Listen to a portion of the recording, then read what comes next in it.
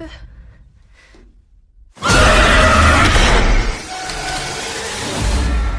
Le réalisateur m'avait dit que on ferait le saut, donc j'ai pas fait le saut finalement, mais peut-être l'avez-vous fait dans la voiture, mesdames, messieurs. Deuxième partie de Mythes et complots, Christian. On va parler des chasseurs de fantômes, mais d'abord, bien sûr, Annabelle, dont on vient d'entendre la bande-annonce. Voilà, Annabelle 2, on vient d'entendre la bande-annonce et ça m'amène à une nouvelle qui est sortie cette semaine. Annabelle 2, en fait, c'est une franchise. Il y a eu, je pense qu'il y a 2 ou 3 ans, le film Annabelle 1 et il y a eu également en parallèle à ça des films La Conjuration 1 et La Conjuration 2. Donc, ces films, donc ces franchises, La Conjuration et Annabelle, ce sont des films qui s'inspirent de la carrière de démonologues américains bien célèbres, démonologues, mais qui étaient aussi chasseurs de fantômes, Ed et Lorraine Warren, qui sont probablement les chasseurs de fantômes les plus connus de la fin du 20e siècle. OK. Et là, la problématique est la suivante, c'est que la compagnie, en fait, les Warner Brothers, la compagnie New Line Film et James Van font actuellement l'objet d'une poursuite, et attention, de 900 millions de dollars. Et pourquoi? 900 millions de dollars, et la poursuite a été entamée par un type qui s'appelle, j'ai ici son bouquin, Gérald Daniel Brittle, dont j'ai son ouvrage ici, The Demonologist. Et voilà, parce que ce Brittle, en 1980, a écrit ce livre, The Demonologist, qui est la vie, la carrière du couple Ed et Lorraine Warren, et il y a là-dedans certains de leurs dossiers, de leurs enquêtes, incluant l'enquête sur l'affaire d'Annabelle. Parce qu'il faut savoir que les films de Conjuring 1 et 2, Annabelle 1 et 2, tous ces films s'inspirent apparemment de faits vécus.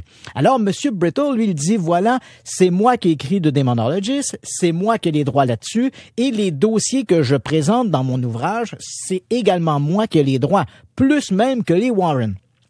Alors, inutile de dire que la compagnie de production, New Lines Production, Warner Brothers, eux disent, écoutez, il s'agit d'événements vécus et personne ne peut réclamer un droit d'auteur sur un événement vécu.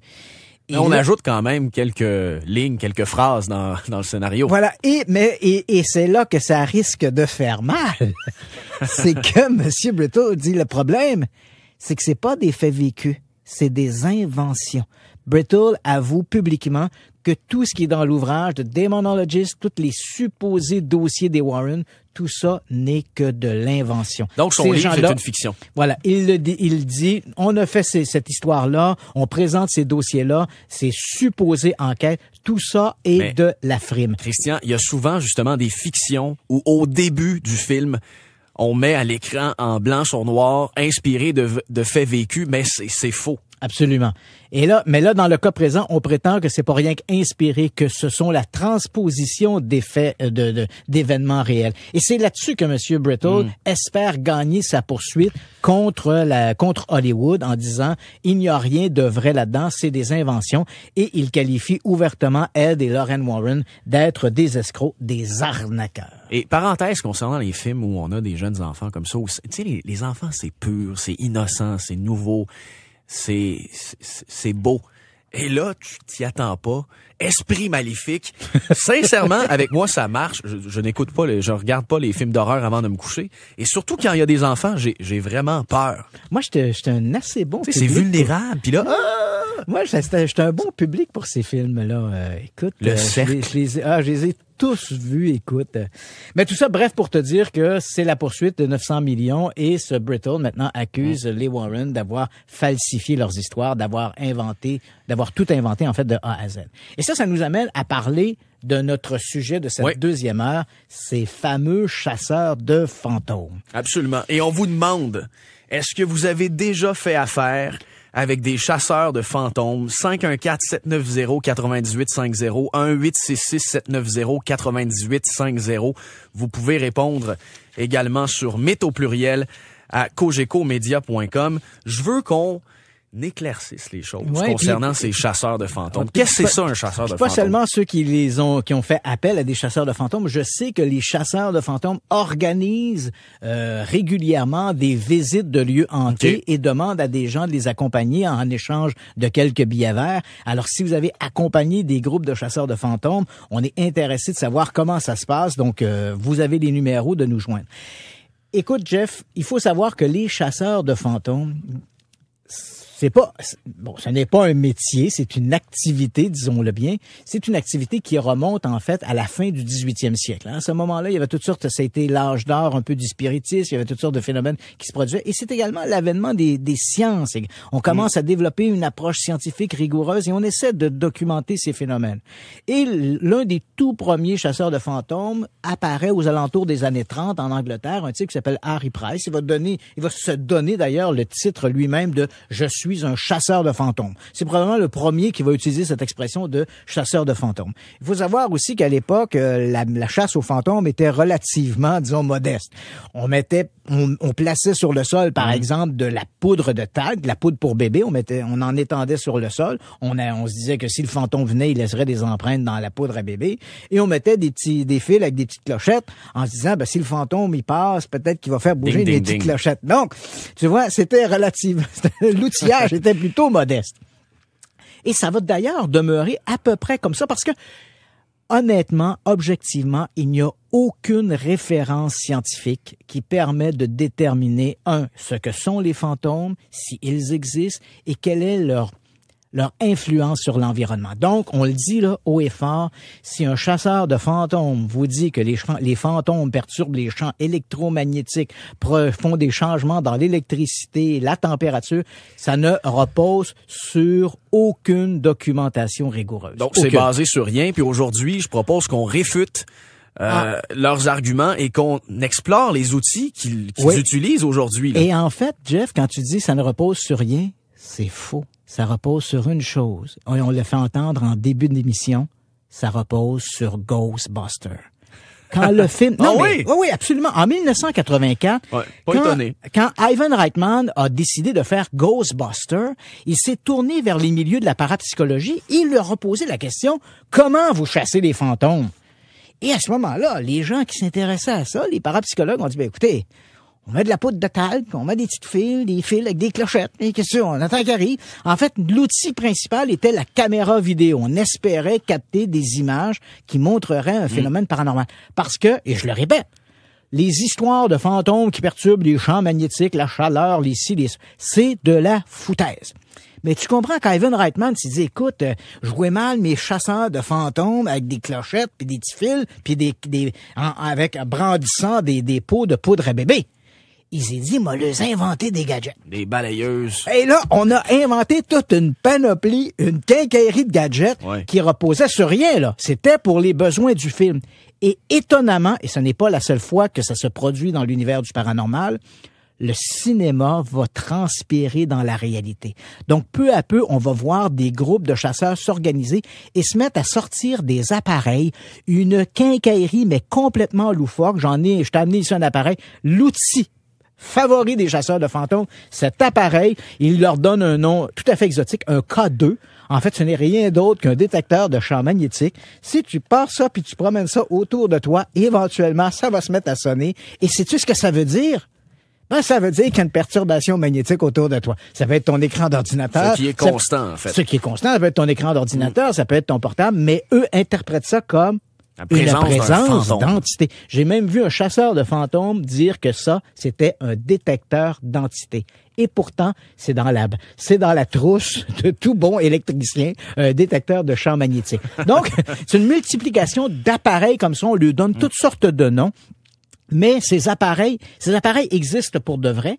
Ces appareils donnent de véritables lectures. Ils détectent quelque chose, mais ils ne détectent rien qui est associé au fantôme. Au mieux, ils détectent un changement de température, ils détectent une perturbation magnétique, mais de prétendre que la perturbation magnétique ou que la perturbation de température égale une entité, c'est de la foutaise. Et en science, quand un appareil ne fournit aucune information qualitative sur l'objet de la recherche, il ne vaut rien. Alors, au moment où on se parle, Jeffrey, tous les chasseurs de fantômes du Québec qui nous écoutent devraient ouvrir leur poubelle et y jeter leur K2 dedans. Absolument. Mais ils ne le feront pas parce que c'est divertissant. Ça fait de la musique, et ça sonne, surtout, Christian, ça génère des revenus. Oh! Alors, on a affaire à des arnaqueurs et il faut faire attention. Et France, dans un instant, va nous raconter son expérience avec les chasseurs de fantômes. 514-790-9850, 1-866-790-9850. Avez-vous déjà fait affaire avec un chasseur de fantômes? On revient dans un instant sur le réseau Cogeco.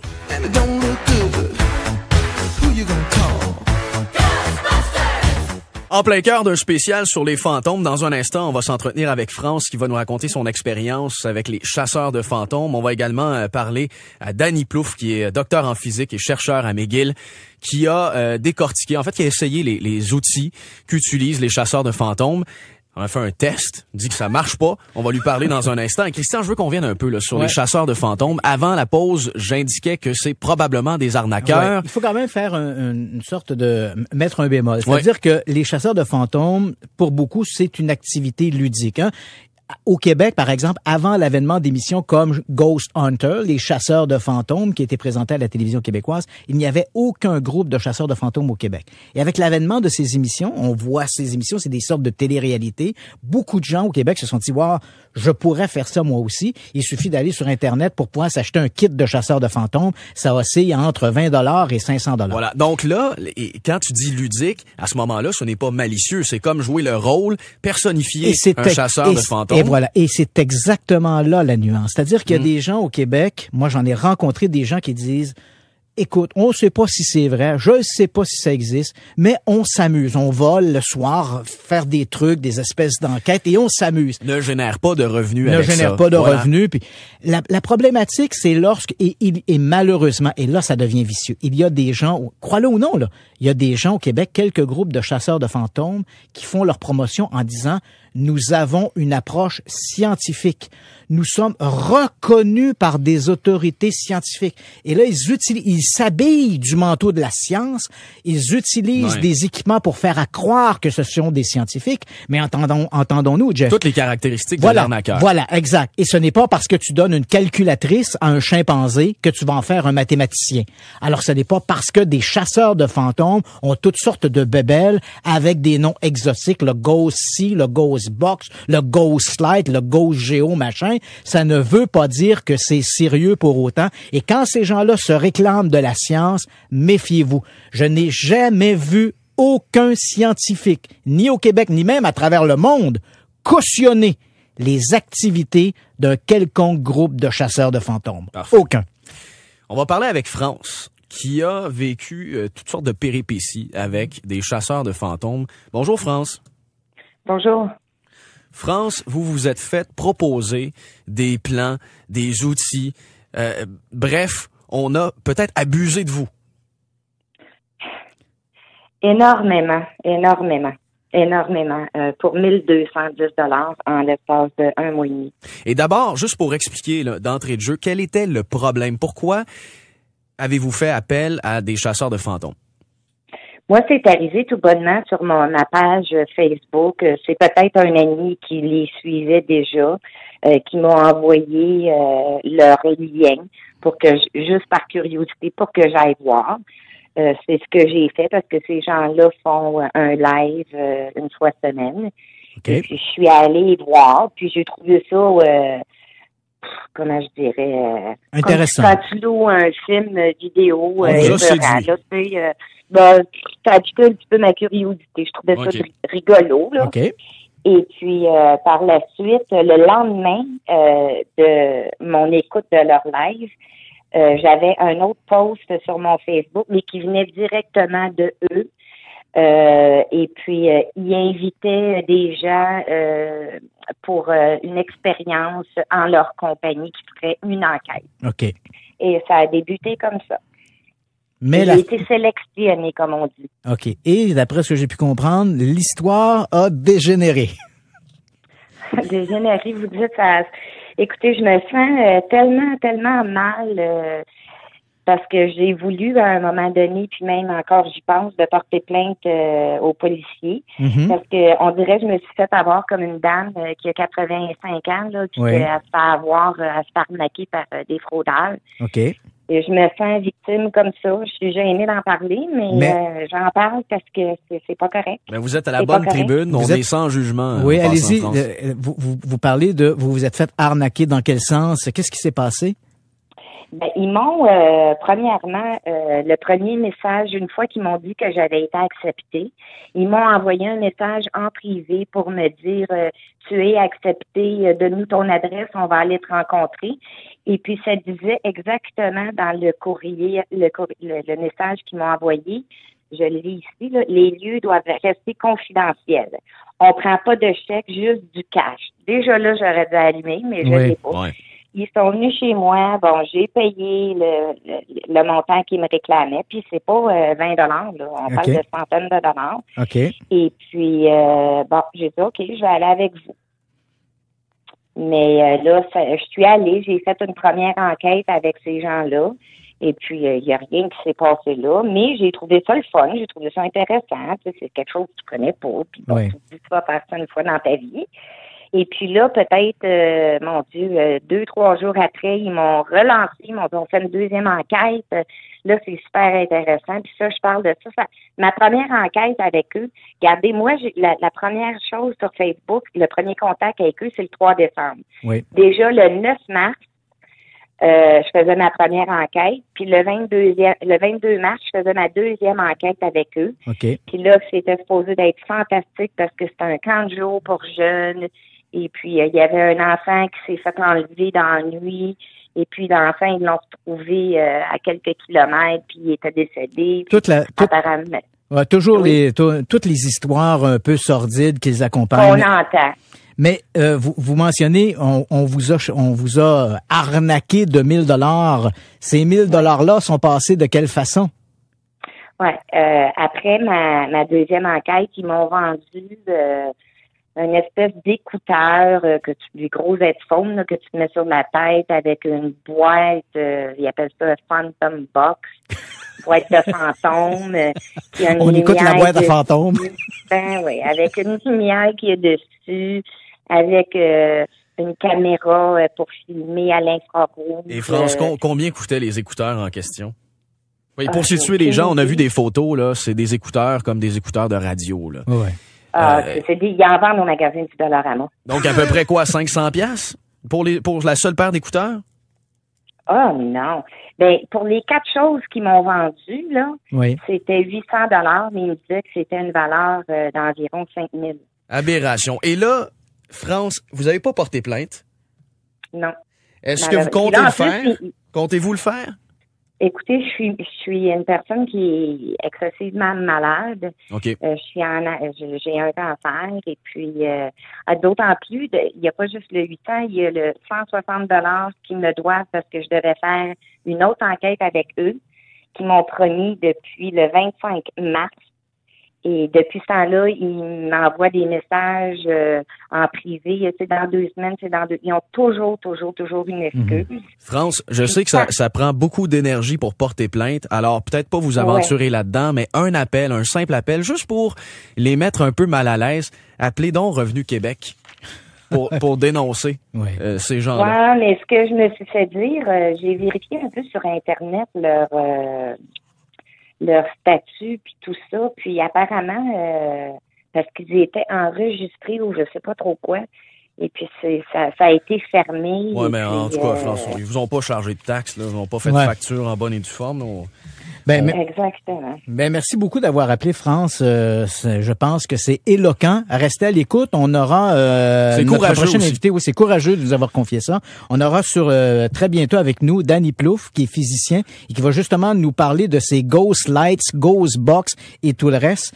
Écoute, l'anecdote de France me fait penser à une autre anecdote et c'est souvent ça le problème, c'est que les gens qui s'associent comme ça avec, et on le dit bien là, ce sont pas tous les chasseurs de fantômes qui sont des escrocs. Mais on s'entend, Christian, que ceux-là, c'est des malicieux, c'est des gens mal intentionnés qui ont profité d'une personne qui souffre et qui est dans un état de vulnérabilité. Un coup qu'on a mis le grappin dessus, qu'on pouvait l'exploiter, on l'a fait. Voilà. Écoute, il y a une dame également, une fois, qui me contacte pour me dire, écoutez, elle fait appel à un groupe de chasseurs de fantômes, ils se présentent chez eux et rapidement, ils lui disent, vous avez une entité, mais malheureusement, on n'a pas l'équipement nécessaire pour chasser la dite entité. Faudrait ou construire l'appareil ou le faire venir des États-Unis. Mais ça coûterait $300. La pauvre dame ouvre son portefeuille, donne $300, bien sûr, en liquide, pas de reçu. Et bien sûr, t'auras compris que les chasseurs de fantômes sont devenus aussi invisibles après coup que les fantômes eux-mêmes. Dans un instant, on va décortiquer avec Danny Plouffe, qui est docteur en physique à McGill, les outils utilisés par les appareils de fantômes. C'est un spécialiste aussi en ce qui concerne le cerveau humain. Alors, on va lui poser des questions par rapport à ces manifestations que certains pensent être victimes. Vous écoutez Mythes et Complots. On revient dans un instant. 514-790-9850, 1-866-790-9850. 15h32 dans ce spécial fantôme, Christian. On va rejoindre au bout du fil Danny Plouffe, qui est docteur en physique, chercheur à l'Université McGill, qui a expérimenté les outils utilisés, les pseudo-outils utilisés par les chasseurs de fantômes. Bonjour, Monsieur Plouffe. Oui, bonjour. Bonjour, Danny. Oui. Alors, je ne sais pas si tu as entendu notre dernier appel. C'est une dame qui a déboursé près de $1,000 pour acheter des Ghost Light, des Ghost Box, des Ghost quelque chose. Et là, on se pose la question, est-ce que c'était un bon investissement? Ben, c'est pas un investissement que moi j'aurais fait. Bien que j'ai des instruments qui m'ont été donnés chez moi, des instruments qui sont supposément des instruments de chasseurs de fantômes. OK. Ou d'électriciens, tout dépendant à qui on parle, oui, effectivement. Alors, je sais que tu as expérimenté ces appareils-là. Qu'est-ce qu'on doit retenir de cette quincaillerie qu'utilisent les chasseurs de fantômes? Ben, c'est des instruments traditionnels qui sont utilisés dans d'autres domaines, là, comme des détecteurs de mouvement, par exemple, qu'on va mettre dans nos maisons, des détecteurs d'ondes électromagnétiques, de rayonnement électromagnétique qui vont être utilisés par des électriciens pour voir c'est quoi les anomalies dans le système électrique. Mm-hmm. On a des radios aussi, il y a des gens qui vont créer des radios aussi, des appareils photo. Donc, c'est tous des instruments qui sont utilisés traditionnellement pour d'autres fonctions, pour détecter des phénomènes physiques. Donc, à partir du moment où je détecte un phénomène physique, là, si je comprends bien, c'est que ces appareils-là, ils existent. Ces appareils-là donnent de véritables lectures. En fait, la problématique ici, c'est que les chasseurs de fantômes font un raccourci en interprétant les données ou les lectures de ces appareils. Oui, c'est ça. C'est juste que c'est des phénomènes physiques. Moi, à chaque fois que j'ai vu l'utilisation de ces instruments-là, la seule chose que j'ai vue, c'est des phénomènes physiques naturels. Mm-hmm. C'est des choses qui... Tu sais, par exemple, autrefois, quand on voyait une éclipse solaire, oui. Récemment, on voyait une éclipse solaire, on associait ça à un phénomène surnaturel parce qu'on comprenait pas qu'est-ce qui se passait. Oui. C'est un peu la même chose. En tout cas, moi, quand je vois les chasseurs de fantômes interprétés, indépendamment de leurs intentions, oui. Il y a des bonnes intentions ou des moins bonnes intentions, peu importe leur intention, c'est qu'à chaque fois que je vois, c'est des phénomènes physiques normaux qui doivent survenir, qui vont survenir normalement et qui sont détectés à ce moment-là, puis qui interprètent. Ou sinon, j'ai déjà vu aussi de la tricherie, de l'arnaque, comme des missions en Ghost Hunter, des missions américaines. Oui. Eux, ils trafiquaient leurs données. Des fois, c'était évident. Là.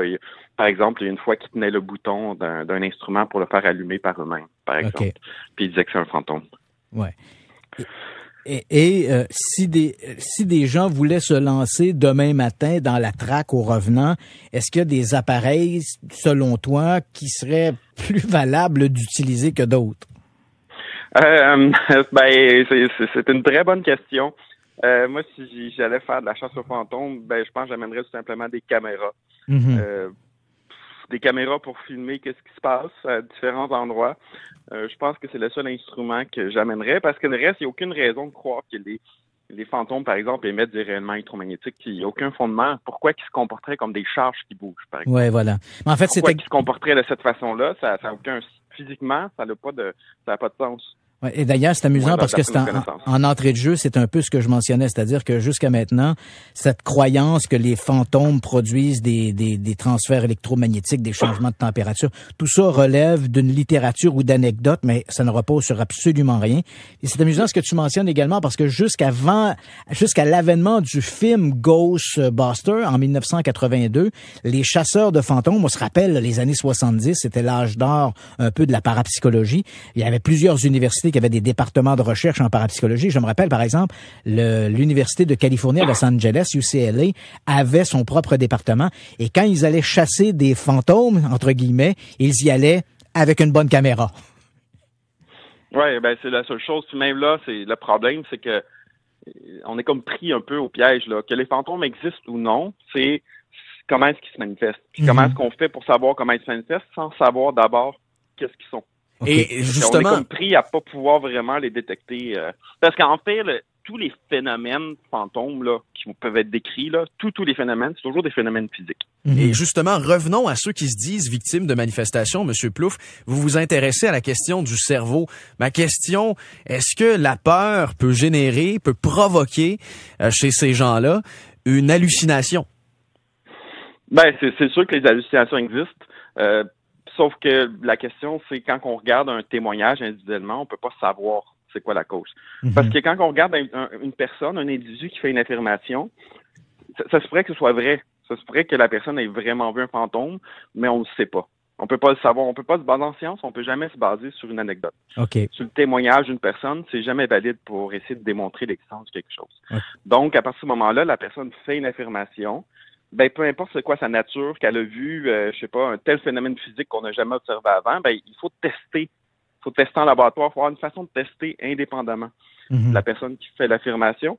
Puis souvent, avec les anecdotes, c'est pas possible. Donc, on est pris que ce soit vrai ou non, là. Tu sais, ça pourrait être 100% vrai que la personne a vraiment vu des fantômes.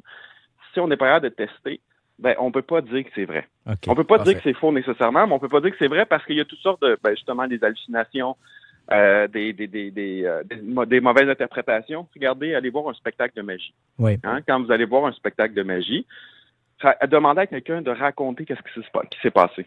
Puis vous allez regarder de nouveau le truc de magie, puis des fois, ça correspondra pas. Il n'y aura pas une correspondance entre ce que la personne décrit du tour et ce qui s'est vraiment passé. C'est sûr que... On a tendance à interpréter incorrectement les... Ouais, et c'est sûr que si le spectateur nous dit qu'il a vu le magicien couper la dame en deux, ça veut pas dire que la dame a été coupée en deux pour de vrai. Exactement. Donc, notre cerveau, il est pas là, c'est pas une caméra parfaite qui enregistre tout en détail puis qui est capable d'interpréter parfaitement. Notre cerveau, il remplit, comme on dit, des trous. Okay.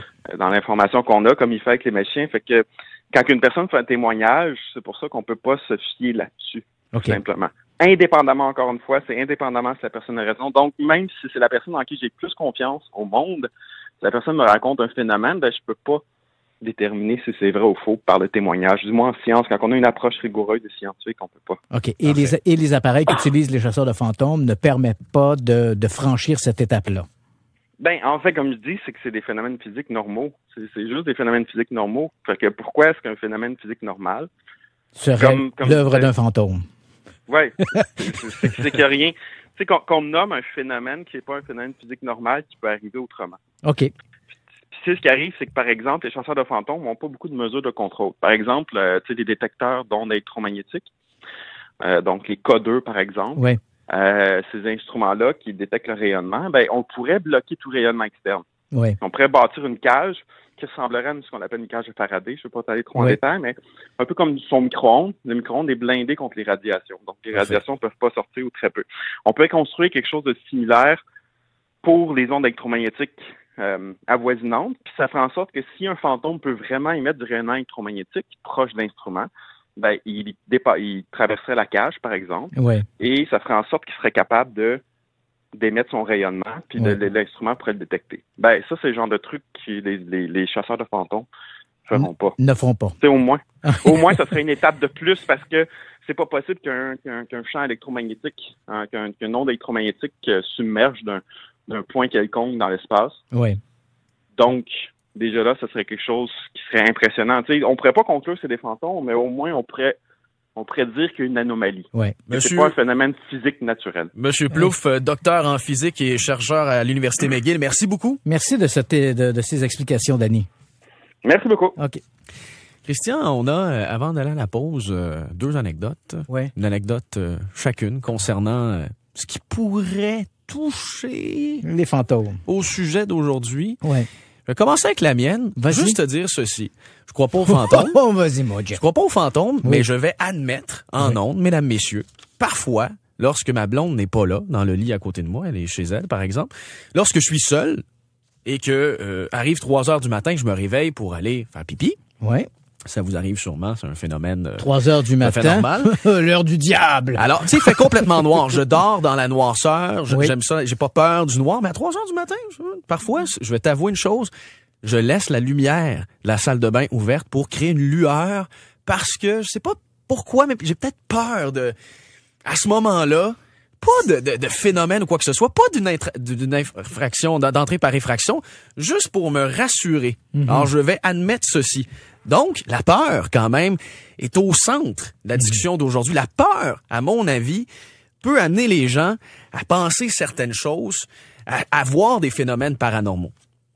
Moi, tu veux, je te raconte une anecdote de fantôme. Absolument. Et quand on parlait tantôt de biais cognitifs, parmi les nombreuses expériences qui ont été faites, on montre bien que le cerveau, à partir du moment où on crée une attente, le cerveau peut éventuellement donner vie à cette attente. Et l'anecdote que je te raconte, c'est produite il y a quelques années.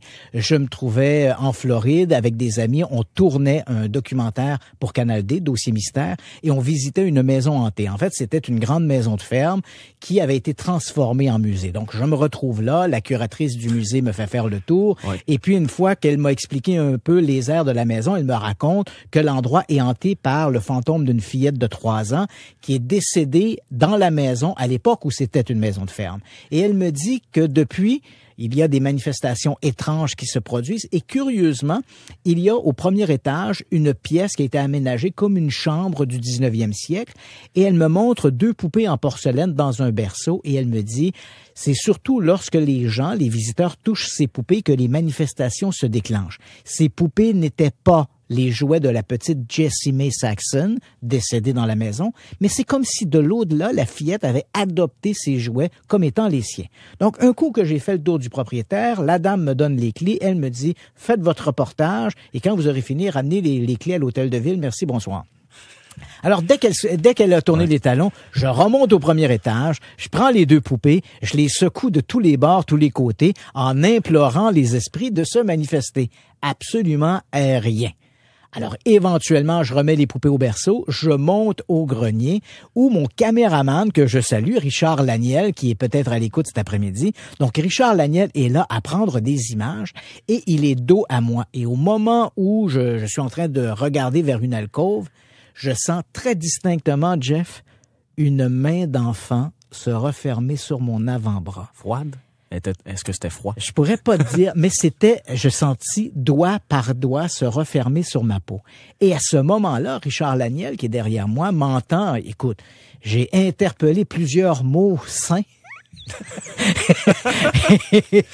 et en m'exclamant de cette manière, Richard Laniel se retourne, il me regarde, écoute, je suis blême, il me dit qu'est-ce qui se passe, et je lui dis, écoute Richard, j'ai senti une main d'enfant se refermer sur mon avant-bras. Et là, Richard Laniel, et n'écoutant que son courage, me dit... Lui aussi a interpellé des mots saints. A dit, on décalisse. C'est le mot qu'il a utilisé. Et effectivement, on a mis très rapidement fin au tournage. On a emballé notre marchandise, notre matériel, et le reportage s'est terminé abruptement. Mais l'explication, donc, mon explication, c'est... T'as peut-être formé une certaine peur par rapport... Une attente. Tu vois, si je n'étais pas au courant des expériences menées en laboratoire par Olaf Blanc et d'autres chercheurs dans ce domaine-là, j'aurais immédiatement conclu que j'avais été saisi par la main de la petite Jessie May Saxon. Mais maintenant que je sais quelles sont les recherches qui ont été menées en neurosciences, j'aurais tendance à favoriser une explication plus rationnelle en me disant, j'ai bougé les poupées, j'ai créé chez moi une attente et éventuellement, comme mon cerveau est une machine à créer des illusions, j'ai eu l'impression qu'une main d'enfant se refermait sur mon avant-bras. Parfait. Merci, Christian, de cette anecdote. 15h45. Dans les prochaines minutes, on va conclure l'émission. On va donner les résultats de notre sondage Cogeco Live. Croyez-vous aux fantômes? Et vous écoutez Mythes et complots. Spécial fantôme. La conclusion après ceci.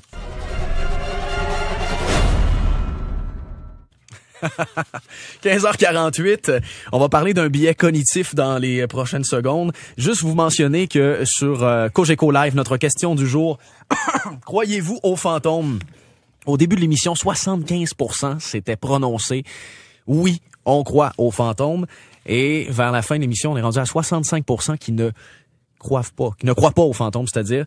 Et donc, avec les explications de Christian, les explications du physicien Danny Plouffe, on a complètement changé le paquebot de côté. Merci d'avoir participé donc sur Cogeco Live à cette question, croyez-vous aux fantômes?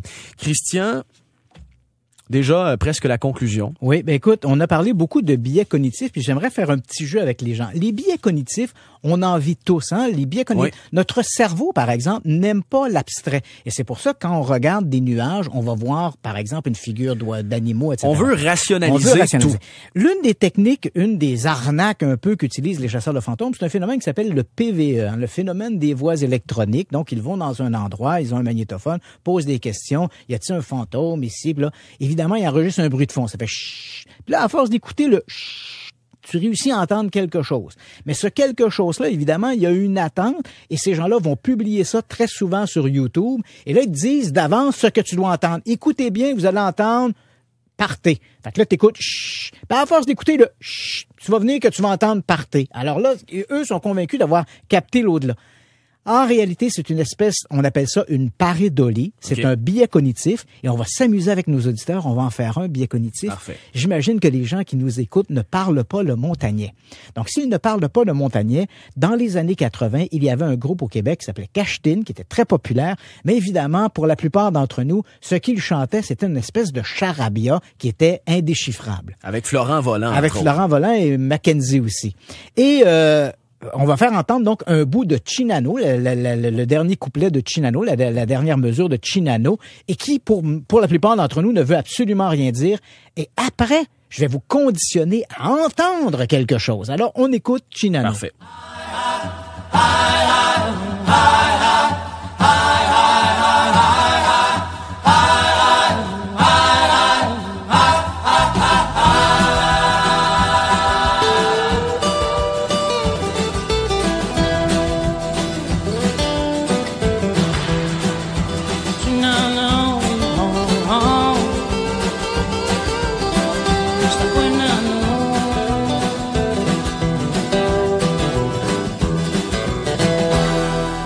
Donc là-dedans, il y a une hallucination auditive. Voilà. Donc, je vous conditionne. Je fais comme les chasseurs de fantômes. J'ai écouté ça. Et là, je dis, j'ai entendu, je te pogne la noune. On réécoute le même extrait.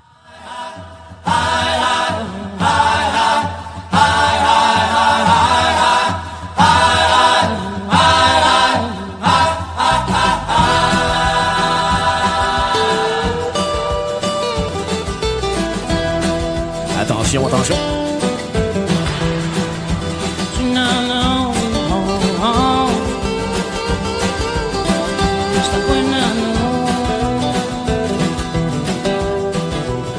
Ça marche, Christian, ça marche, je l'ai entendu. Voilà. Et ça marche pour tout le monde et tu n'écouteras plus jamais Chinano de la même façon. Donc, c'est exactement cette technique qu'utilisent les chasseurs de fantômes.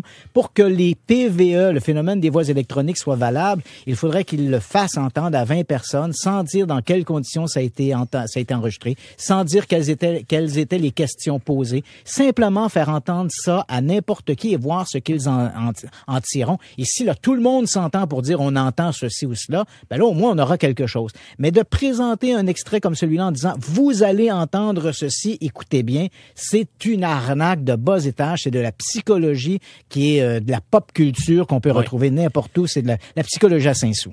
Donc, en synthèse, pourquoi les fantômes? psychologie cognitive, neurosciences. On tente de répondre aux gens qui se disent victimes de manifestations, on tente d'expliquer. Il faut bien comprendre aussi que le cerveau peut être dupé de toutes sortes de façons. Je parlais de mon exemple, 3 heures du matin, je me lève, je vais laisser la lumière entrouverte, lumière, c'est-à-dire éclairer le passage depuis la salle de bain, parce que à 3 heures du matin, pour aucune raison rationnelle, je veux être rassuré, j'ai peut-être peur. Et la peur peut générer aussi toutes sortes de témoignages qu'on a entendus. La peur peut-elle provoquer des hallucinations? Alors, on a répondu à plusieurs questions, mais en même temps, surtout, les fantômes, ce n'est pas prouvé scientifiquement. Et les chasseurs de fantômes, c'est probablement, pour la plupart d'entre eux, des arnaqueurs. Des arnaqueurs ou des gens qui... Mais quand les gens veulent s'amuser, il y a pas de problème à s'amuser. Ce qu'il faut retenir, c'est que les gens vivent des expériences. Certaines de ces expériences, peut-être, pourraient s'expliquer par la voie des neurosciences. Ça ne veut pas dire que tout s'explique par les neurosciences. Il y a certainement encore des phénomènes qui défient notre connaissance scientifique. Mais pour l'instant, rien. Aucun appareil, aucune technique ne permet de prouver l'existence des fantômes. Si c'était aussi facile, Jeffrey, entendons-nous une seconde, c'était aussi facile de capter des fantômes que de s'acheter une quincaillerie à 200 ou 300 $, aller dans un lieu, puis bang, c'est fait. Ouais. La communauté scientifique serait sur le terrain. Écoute, pouvoir documenter une autre forme de vie ou d'intelligence et de conscience autre que l'humain. On ne serait pas en présence d'extraterrestres, mais on serait en présence d'extra-humains. Ouais. La communauté scientifique serait autour de ça. Mais non. Pourquoi il n'y a pas de scientifiques sur le terrain? Simplement parce que tout ça, toutes ces techniques-là qu'on utilise pour documenter les soi-disant apparitions ne sont rien d'autre que des leurres pour arnaquer des gens naïfs. Et en terminant, Christian, suggestion lecture? Ben oui, évidemment, si on parle de lecture, moi j'aurais un livre à conseiller aux gens. Parce que si on parle en anglais, malheureusement, c'est Paranormal Pandemic. C'est un ouvrage qui a été écrit par Cathy Mullally, qui se tourne vers la question des chasseurs de fantômes. Et si vous avez envie d'écouter un bon film de fantômes, quand même, j'ai quand même mes 2 suggestions, mes 2 classiques à moi. Un film de 1980 qui s'intitulait The Changeling avec George C. Scott. En français, c'est L'Enfant du Diable. Pourtant, ça n'a rien à voir avec le diable. Bon, remercions les traductions. Et L'Orphelinat, un film plus récent, je crois 2007-2008, à voir absolument 2 excellents films de fantômes. Et si vous êtes en famille, Casper de Friendly Ghost dans les années 90, quand même, avec le temps de l'Halloween qui s'en vient. Ça et pourquoi pas le remake de Ghostbusters? Oui. As-tu vu le remake? Non, j'ai pas vu le remake. Je suis resté accroché à l'original. Parfait. Et Christian, rappelons ta conférence le 9 septembre sur les complots. Les théories du complot. Voilà, mon ouvrage est sorti la semaine dernière, L'enquêteur des théories du complot, et je vais donner une conférence à Montréal le 9 septembre prochain sur les théories du complot. Toutes les informations sont au christianpage.ca et voilà. Et Conjuration 1-2, Annabelle 1-2. Ouais, ben pourquoi pas. On a parlé justement de les Warren, ces fameux chasseurs de fantômes, qu'ils aient arnaqué ou non les gens qui les ont suivis, que leur histoire a été un peu colorée. Il n'en reste pas moins que les sujets sont intéressants et les films de Conjuring, La Conjuration 1 et 2 ou Annabelle, ce sont des bons détours pour se divertir. Christian, merci. Voilà, c'est tout pour ce spécial fantôme. Merci d'avoir pris part à l'émission, d'avoir participé. Merci à Catherine Huet, à la réalisation, Fred Perron, à la production. Christian Page, toujours un plaisir. On remet ça dimanche prochain, 14h. Portez-vous bien.